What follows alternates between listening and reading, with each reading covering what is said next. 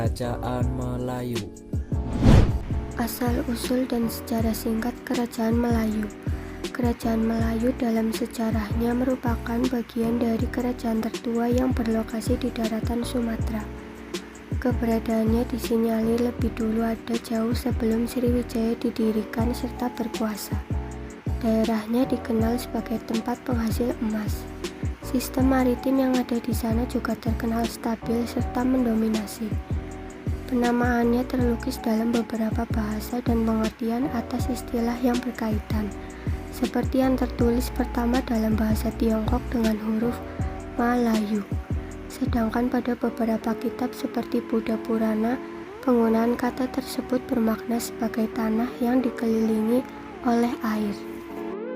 Berita kejayaan atas pemerintah yang dibangun oleh pemimpin Kerajaan Melayu sempat tertuliskan ke dalam beberapa buku, yang semuanya berbahasa Tiongkok.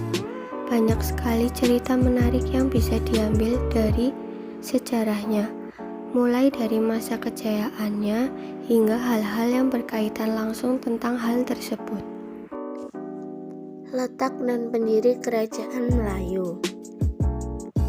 Kerajaan Melayu disepakati memiliki lokasi kekuasaan di tengah wilayah Sriwijaya dan juga Kedah. Letak daripada pusat pemerintahannya bertepatan di Minanga. Selama masa pemerintahan berlangsung, terhitung 3 kali berpindah daerah pusat administratifnya, yaitu pertama di Dharmasraya, kemudian Suroaso. Berdiri sekitar abad ke-7 dengan seorang raja pertama bernama Srimat Trayolokya Raja Maulimbusana Warmadewa. Kerajaan Melayu banyak dikenal dengan sistemnya yang selalu mengalami pasang surut hingga harus berpindah-pindah wilayah pemerintahan pusatnya. Banyak sekali yang mencoba mengabadikan perjalanan kerajaan ini dalam beberapa karya tulis maupun peninggalan lainnya. Gambar di atas ialah peta dari Kerajaan Melayu. Kehidupan Kerajaan Melayu. 1. Kehidupan politik Kerajaan Melayu. Kerajaan Melayu memiliki kehidupan politik yang cukup stabil. Dikatakan bahwa ada sebuah konflik berarti yang terjadi dengan wilayah sekutu saat itu. Namun, beberapa sumber juga menyatakan bahwa kedudukan pemerintahannya selalu mengalami pasang surut. Perseteruannya dengan Sriwijaya berlangsung cukup sengit dan melibatkan banyak hal, hingga akhirnya dipaksa untuk mengalah. Untuk sistem kekuasaan yang dijalankan dikatakan bahwa dipelopori oleh kaum pendeta. Dilakukan sebuah politik perkawinan dengan kerajaan Singasari, di mana sang raja pada masa itu membawa kedua putrinya sebagai lambang persahabatan antar kedua kerajaan tersebut, sehingga kemudian wilayahnya lebih kuat dan bertahan dari serangan yang dilakukan oleh Sriwijaya. 2. Kehidupan ekonomi Kerajaan Melayu. Keberadaan Kerajaan Melayu yang strategis dan berada di tengah wilayah pelayaran atau sebuah selat tentunya sangat mempengaruhi sistem perdagangannya. Diketahui bersama pada masa pemerintahannya, kehidupan ekonominya disokong dan menjadi sangat stabil karena sektor ini. Bahkan kemapanannya pada bidang maritim diakui oleh beberapa daerah lain di luar kekuasaannya. Selain itu, dalam memenuhi kebutuhan kas negara juga dilakukan pemungutan pajak ataupun upeti dari warganya.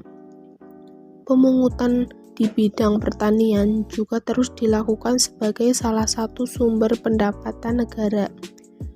Juga dengan penambangan emas, di mana daerah kekuasaannya terkenal dengan keberadaan jenis barang tambang tersebut. 3. Kehidupan sosial Kerajaan Melayu. Kerajaan Melayu dipengaruhi oleh kebudayaan Buddha yang dibawa oleh pedagang dari India, sehingga terdapat sebuah susunan struktur sosial di anutnya. Suku dan ras yang ada di sana juga sangat majemuk. karena banyaknya pedagang dari luar negeri singgah dan bahkan menetap dengan status perkawinan bersama warga lokal. Kedudukan akan bangsawan dan rakyat biasa terlihat begitu jelas, memiliki perbedaan dalam beberapa hal, termasuk hak bekerja dan sebagian keturunan dari hamba sahaya atau budak dari kaum rendah dipekerjakan langsung untuk keluarga dari raja. 4. Kehidupan agama Kerajaan Melayu. Kerajaan Melayu menganut dua keyakinan dalam kehidupan agamanya, di mana diketahui bersama bahwa raja dan jajarannya menganut agama Buddha sebagai kepercayaannya. Sedangkan bagi warga biasa atau orang dari golongan rakyat biasa menganut kepercayaan tradisional sebagai agamanya. Mereka hidup berdampingan tanpa ada larangan yang memberatkan bagi orang dengan pilihan berbeda. Raja sebagai penguasa juga tidak memaksakan kehendak rakyatnya atas pilihan yang dibuatnya, sehingga dalam kehidupan beragama terjalin hubungan yang baik dan penuh dengan kedamaian, di mana toleransi menjadi satu landasan utama yang diterapkan. 5. Kehidupan budaya Kerajaan Melayu. Kerajaan Melayu memiliki kehidupan budaya yang banyak dipengaruhi oleh negara lain seperti India dan juga Arab. Pasalnya lokasi pemerintahannya memungkinkan untuk terjadi percampuran antara keduanya, di mana diketahui bersama dalam sistem sosial sudah jelas terdapat stratifikasi dan untuk agama juga terdapat kemajuan, sehingga budaya yang dihasilkan juga beragam. Secara garis besar, kebudayaan yang terbentuk di kerajaan ini banyak dipengaruhi oleh paham agamis. Hal ini tentu bukan tanpa alasan atau sebab yang mendasarinya. Bisa dilihat dari beberapa peninggalannya yang berupa candi-candi, menunjukkan bahwa kehidupan akan budayanya dibangun dengan sangat serasi dan kental oleh konsep keagamaan. Sistem dan perkembangan pemerintahan Kerajaan Melayu. Sistem pengelolaan kekuasaan atas wewenang yang dimiliki oleh Kerajaan Melayu dijalankan atas dua konsep utama. Dalam sebuah catatan sejarah dikatakan bahwa keduanya menjadi landasan utama dalam menjalankan pemerintahan yang berlangsung pada saat itu. Keterkaitan diantaranya memiliki sebuah relasi yang sangat erat dalam proses penerapannya, yaitu konsep kerajaan dan konsep negeri. Sistem dalam konsep kerajaan. Pada konsep yang diusungnya ini disimbolkan dengan penempatan gelar atas kepala pemerintahannya, yaitu seorang raja, di mana tugas dan wewenangnya mengantarkan pada sebuah penerapan otoritas akan ketentraman serta kenyamanan dari rakyat yang dipimpinnya atas serangan sekutu atau wilayah di luar kekuasaannya. Pada sistem ini, seorang raja sudah jelas sekali menempati posisi paling utama dan juga teratas. Kelemahannya adalah otoritas penuh yang disandarkannya kepada pemimpin di puncak kekuasaan ini adalah hak untuk berlaku sesuai dengan keputusan yang dibuat tanpa bisa diinterupsi oleh rakyat sebagai golongan yang berada di kelas bawah. Sistem dalam konsep negeri. Pada penerapan sistem ini dilakukan dengan pemberlakuan sebuah aturan ataupun undang-undang yang digunakan untuk mengontrol kehidupan sosial ekonomi dari rakyatnya, dengan raja dan juga para menteri yang bekerja sama untuk membangun sistem administratif guna mendukung kebijakan-kebijakan yang telah dibuat. Untuk mengukur tingkat kemakmuran wilayahnya, biasanya akan dilihat dari seberapa padat jumlah penduduk serta pedagang yang menetap di sana. Apabila memiliki kuantitas yang semakin banyak, maka bisa dikatakan mengalami sebuah kemajuan. Silsilah Kerajaan-Kerajaan Melayu. 1. Srima Trailokia Raja Maulibusana Warmadewa. Kerajaan Melayu pertama kali dipimpin oleh Srima Trailokia Raja Maulibusana Warmadewa dengan masa jabatan mulai dari tahun 1183 hingga akhir 1285. Pada masa kepemimpinannya dinyatakan bahwa Sriwijaya mengalami masa kemunduran, sehingga dipaksa untuk bersatu dalam satu kekuasaan. Hal ini kemudian juga menjadi alasan mengapa namanya tercatat juga sebagai Raja Sriwijaya. 2. Srima Tribuwana Raja Mauli Warmadewa. Kerajaan Melayu pada tahun selanjutnya dipimpin oleh Srima Tribuwana Raja Mauli Warmadewa mulai dengan tahun 1286 hingga 1316. Pada masanya pusat dari pemerintahan berada di daerah Dharmasraya. Kepemimpinannya juga disebutkan dalam sebuah peninggalan prasasti Padang Roco. Perluasan wilayah kekuasaan hingga ke daerah Jawa menjadi satu prestasinya. 3. Akarendrawarman. Menggantikan Tribhuwana Raja, Akarendrawarman kemudian menempati kedudukan sebagai orang teratas dalam struktur kerajaan, yaitu raja pada awal tahun 1316 sampai dengan 1347. Pada masanya, ibu kota berpindah dari Dharmasraya menuju ke Surwaso. Selama menjadi pemimpin, dibangun sebuah saluran pengairan yang digunakan untuk mendukung kegiatan pertanian sebagai satu pencapaian utamanya. 4. Srimat Sri Udayadityawarma Pratapa Parakrama Rajendra Maulimali. Raja selanjutnya ini menggantikan Adityawarman yang sempat menjabat sebelumnya pada tahun 1347 sampai dengan 1375. Sosoknya merupakan keponakan dari Akarendrawarman yang juga seorang raja sebelumnya. Besar dan memiliki keturunan darah dari kerajaan Majapahit di Jawa. Saat memerintah, ibu kota dipindah dari Surwaso menuju ke Pagaruyung. Pada masa itu pernah pergi ke Tiongkok 6 kali. 5. Ananggawarman. Pada tahun 1375 sampai dengan 1417, kedudukan tertinggi kerajaan diduduki oleh raja selanjutnya, yaitu Ananggawarman. Pada masanya, ibu kota sudah dipindahkan ke Pagaruyung oleh pemimpin sebelumnya. Namun, pada saat kepemimpinannya berlangsung, desakan dari Majapahit menjadi satu teror utama, walaupun akhirnya bisa mengalahkannya. Setelah sepeninggalannya, Melayu mengalami kemundurannya. Masa kejayaan Kerajaan Melayu. Kerajaan Melayu mencapai puncak keemasannya pada masa pemerintahan di bawah komando Raja Adityawarman, di mana pada saat itu pusat kotanya berada di daerah hulu Batanghari. Berbagai kemajuan perekonomian terjadi dengan memanfaatkan sumber daya alam unggulannya, yaitu emas. Olahan dari bahan tambang tersebut dimaksimalkan sebagai alat utama untuk menjalankan kehidupan. Perluasan wilayah kekuasaan juga dilakukannya setelah mendapat kedudukan sebagai pemimpin utama dengan otoritas penuh yang disandarkan atas kekuasaan yang dimilikinya. Bahkan dikatakan pula bahwa Sriwijaya sempat dipaksa untuk bertekuk lutut dan menyerahkan wilayah kekuasaannya. Penyebab runtuhnya Kerajaan Melayu.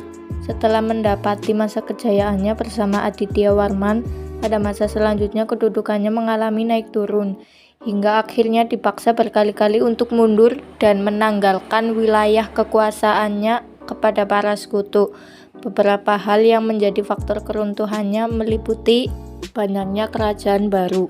Sebagai kerajaan tertua yang pertama ada di dataran Sumatera, memang pada awalnya mendapatkan kedudukan yang sangat strategis ditambah dengan kekayaan alam yang dimilikinya.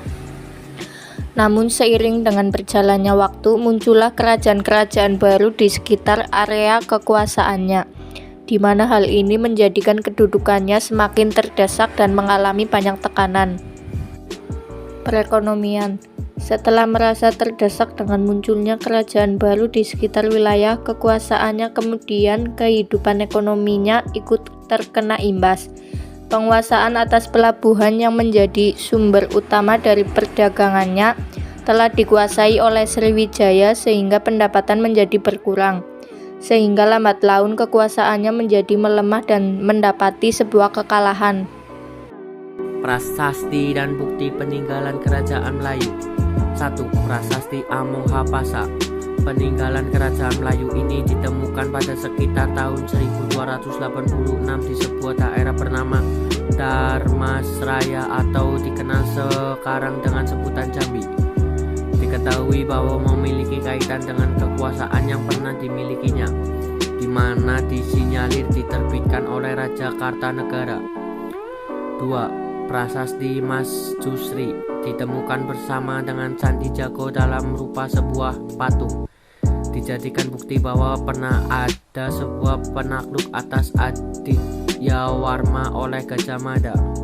Prasasti Radang Rojo ditemukan di sebuah kompleks pemandian yang berada di daerah Negari Sikuntur, tepatnya di Kabupaten Dharmasraya, Sumatera Barat. Terdapat sebuah tulisan di 4 bagian sisinya. Saat didapati keberadaannya pada sekitar tahun 911. Prasasti Kedukan Bukit. Prasasti ini bercerita tentang tragedi penyerahan kekuasaan atas kerajaan Sriwijaya terhadap Melayu pada sekitar abad ke-11. Ditemukan di Sri Lanka dengan sebuah cerita yang tertulis diantaranya mengenai Malayapura yang ditinggali atau menjadi tempat tinggal dari Pangeran Suryanarayana pada sekitar tahun 1055 sampai dengan 1100. Prasasti dan bukti peninggalan Kerajaan Melayu. 1. Prasasti Amongapasa. 2. Prasasti Mas Jusri. Prasasti dan bukti peninggalan Kerajaan Melayu. 1. Prasasti Radang Rojo. 2. Prasasti Ketukan Puki.